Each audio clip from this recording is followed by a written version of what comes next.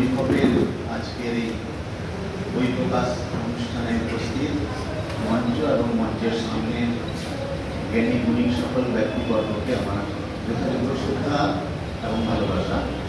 সেই সঙ্গে বিশেষ কৃতজ্ঞতা জানাই বৈভবের কর্ণধার জসিমউদ্দিন সাহেবকে।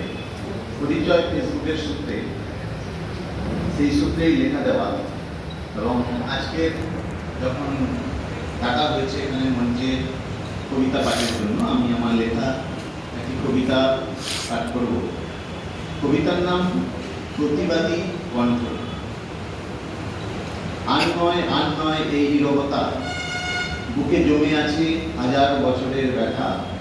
শিকল ভাঙার সময় এসেছে আজ, মুখ খুলে বলি নিজেদের কথা, নিজেদের সাজ।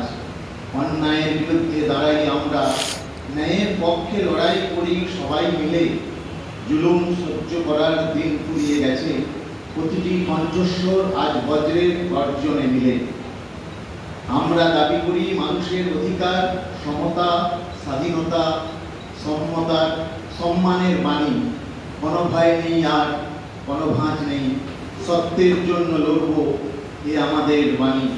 শোষণের জাঁতাকলে পিষ্ট হব না আর, জাগরণের আলো ছড়িয়ে দেব সর্বত্র। প্রতিটি পদক্ষেপ থাকবে দৃঢ়প্রত্যয়, বিপ্লবের আগুন জ্বালাবো আমরা অন্তরে। মিথ্যার প্রাসাদ ভেঙে পড়বে একদিন, সত্যের পতাকা উড়বে আকাশের উঁচুতে। আমরা হারব না, আমরা থেমে নেই, প্রতিবাদের এই সুর বাজবে চিরকাল বুকে। ধন্যবাদ।